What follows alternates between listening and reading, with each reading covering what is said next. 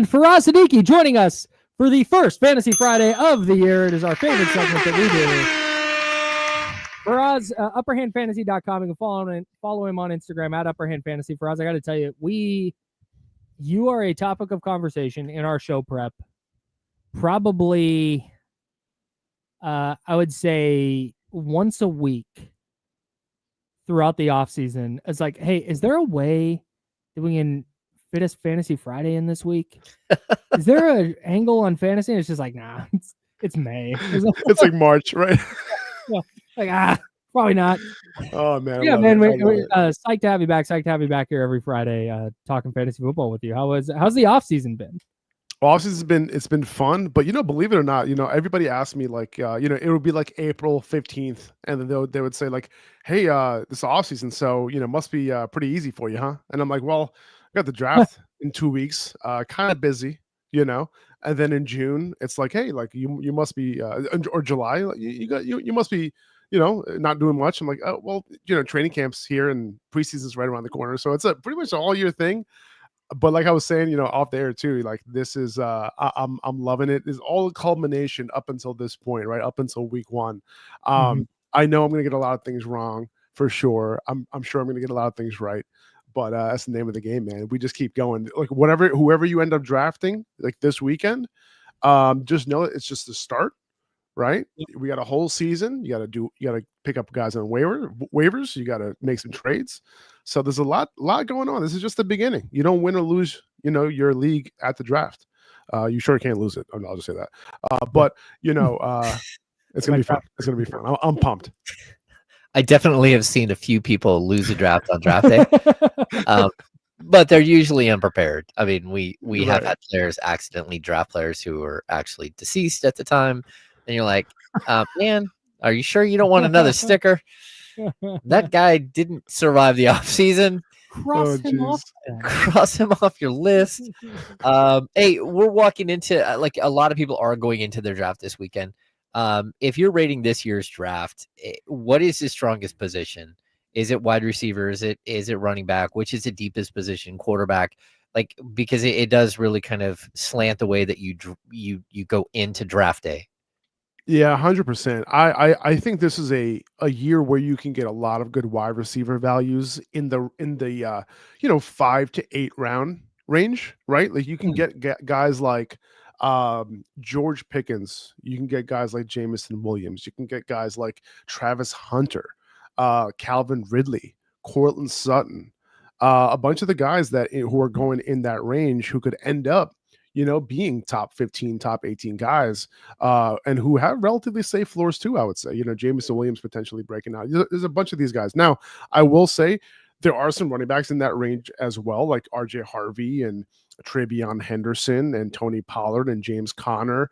These type of guys who you could get in that range. The floor isn't as solidified. I think Conner's role is pretty much solidified, but those other guys, the floor is a little shaky. The ceiling is astronomical. So you kind of have to take these shots on certain guys. So a little bit more risky there. I think as far as the wide receivers go, though, in that range, a little bit more safe with almost as much upside. Talking with Faraz Siddiqi, Upperhand Fantasy. Upperhandfantasy.com is the website. Is there a player through this offseason that you've watched or been following who has been the biggest riser for you? I think Emeka Egbuka is one of those guys to me, out of Tampa. Chris Godwin, he's going to miss the first month of the season. Their GM literally just came out and said it, himself, that he's going to miss the first 4 games. But also, he not only did he not only did he break his ankle, but he had a whole bunch of other stuff that happened down there, right? Like including a broken fibula too. And we know Tony Pollard went through that the year after. He wasn't the same guy. Waddle went through that. He wasn't the same guy the year after, even though he caught a lot of passes. He just didn't do a lot with it. We saw the similar thing with Isaiah Pacheco last year. The list kind of goes on and on. So I'll be worried about Chris Godwin this year. So he's kind of on my do not draft list because of the fact that I want to grab so much Emeka Egbuka. I love Mike Evans as well. I think he's going to obviously benefit from that too. So I'm perfectly fine grabbing him in the 3rd round of 12-team drafts. But Emeka Egbuka is somebody who I was high on as a prospect.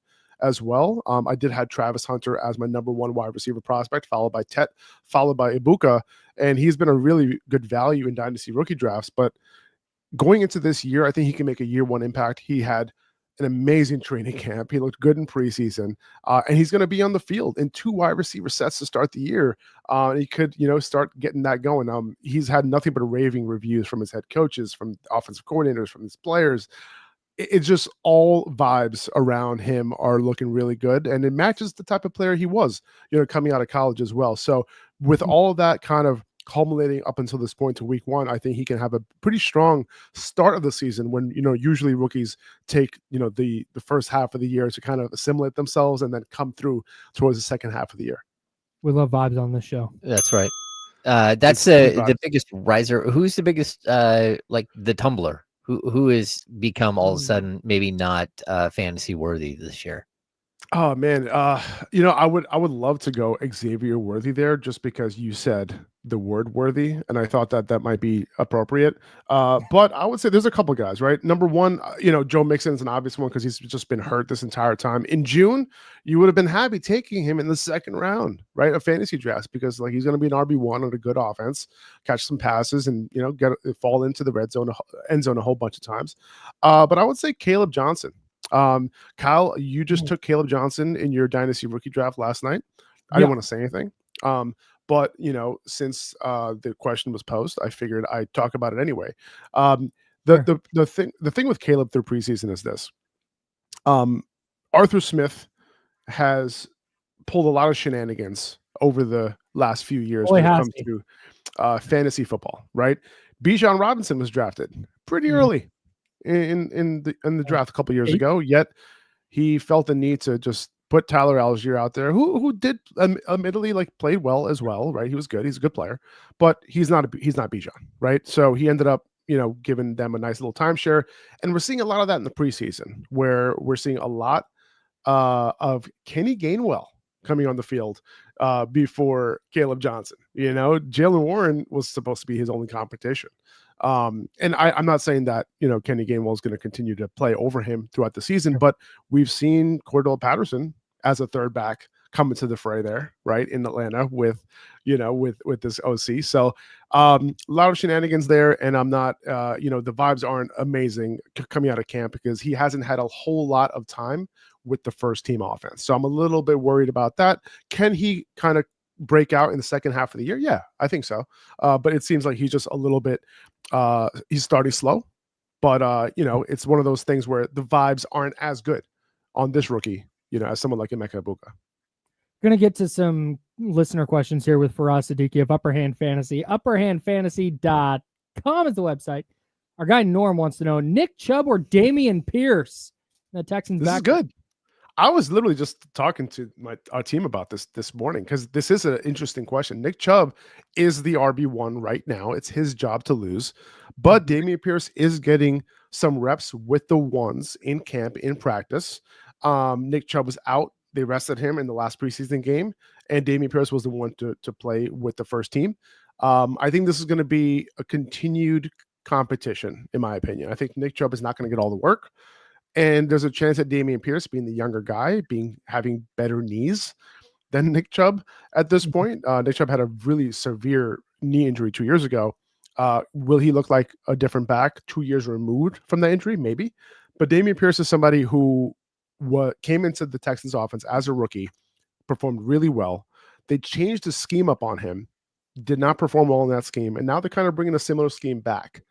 So this could be a situation where Pierce ends up winning this job eventually. I am drafting Dameon Pierce with a lot of my last round picks, just in case that ends up being the case. I'm not really taking the quote unquote bad offensive line into consideration here, because where you're drafting Dameon Pierce, he could severely, outperform that ADP. So I am taking my shots. All right, let's hit another one here. We have Stephen McBride says redraft league, Bryce Young or Cam Ward in a 12-team super flex. I'm going Bryce Young. In the last 8 games last year, Bryce Young played really well. He was averaging almost 20 fantasy points a game. He was a QB1 for fantasy.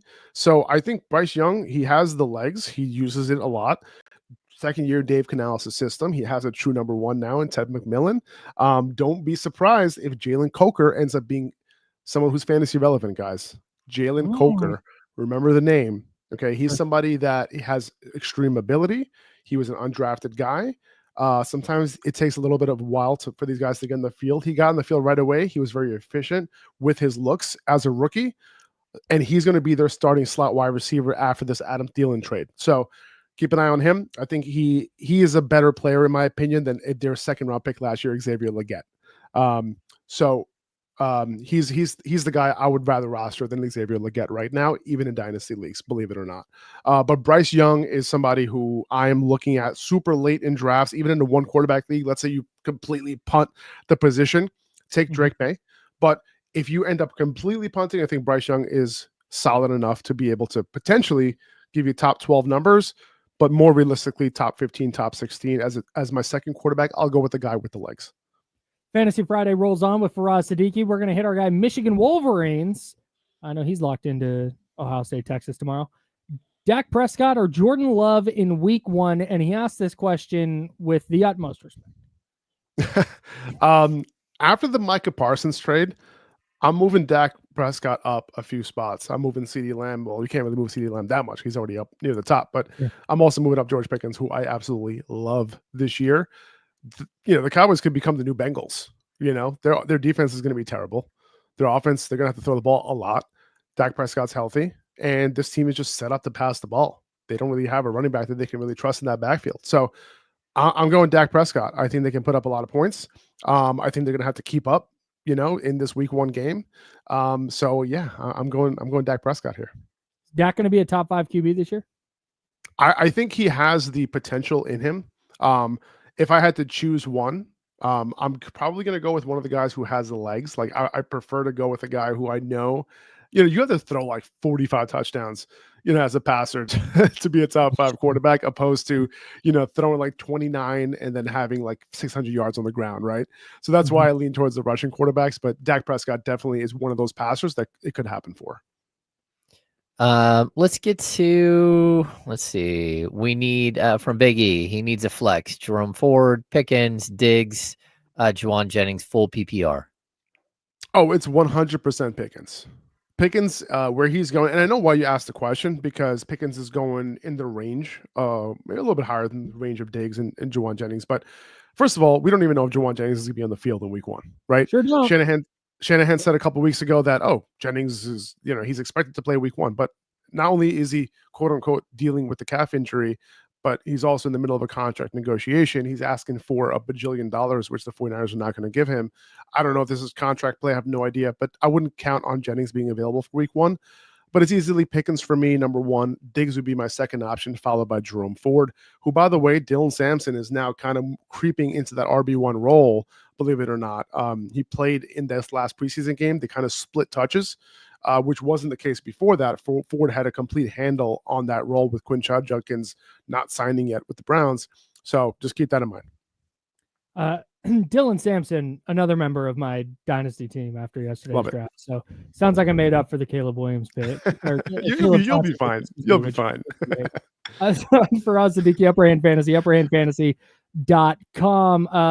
Kingsfan 333 wants to know, how do you feel about preseason trades? I love it. I love it. If you do it, like, that means you're in it. That means you're in it to play. You know what I'm saying?